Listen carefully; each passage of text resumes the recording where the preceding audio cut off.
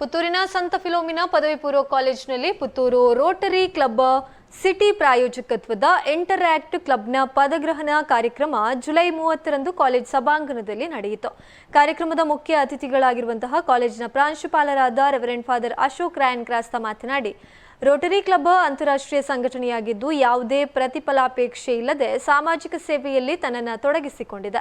ಜೀವನದಲ್ಲಿ ಸೇವಾ ಮನೋಭಾವ ಅತ್ಯಂತ ಮಹತ್ವದಾಗಿದ್ದು ವಿದ್ಯಾರ್ಥಿಗಳು ಸಾಮಾಜಿಕ ಕಾರ್ಯಗಳಲ್ಲಿ ತೊಡಗಿಸಿಕೊಳ್ಳುವ ಮೂಲಕ ಜೀವನ ಸಾರ್ಥಕಪಡಿಸಿಕೊಳ್ಳಬೇಕು ಎಂದು ಹೇಳಿದರು. ಇನ್ನೋರ್ವ ಮುಖ್ಯ ಅತಿಥಿಗಳಾದ ರೋಟರಿ ಕ್ಲಬ್ ಪುತ್ತೂರು ಸಿಟಿಯ ಯೂತ್ ಸರ್ವಿಸ್ ನಿರ್ದೇಶಕರಾದ ರೋಟೇರಿಯನ್ ಪದ್ಮನಾಭ ಶೆಟ್ಟಿ ಮಾತನಾಡಿ, ಸಂಘಟನೆಗಳಲ್ಲಿ ಪಾಲ್ಗೊಳ್ಳುವಿಕೆಯು ಅತಿ ಮುಖ್ಯವಾಗಿರುವಂತದ್ದು ನಾಯಕತ್ವ ಗುಣವನ್ನ ಮೈಗೂಡಿಸಿಕೊಳ್ಳಲು ಸಹಕರಿಸುತ್ತದೆ. ರೋಟರಿ ಕ್ಲಬ್ನ ತತ್ವಗಳನ್ನು ತಮ್ಮ ಜೀವನದಲ್ಲಿ ಅಳವಡಿಸಿಕೊಂಡು ಸಮಾಜಕ್ಕೆ ಉತ್ತಮ ರೀತಿಯಲ್ಲಿ ಕೊಡುಗೆಯನ್ನ ನೀಡುವಂತಾಗಬೇಕು. ಇನ್ನು ವೇದಿಕೆಯಲ್ಲಿ Puttur interact club Rotary club Puttur ಸಿಟಿಯ ಚೇರ್ಮನ್ ರೋಟೇರಿಯನ್ ಚೆರೋಮಿಸ್ ಫಾಯ್ಸ್ ಉಪಸ್ಥಿತರಿದ್ದರು.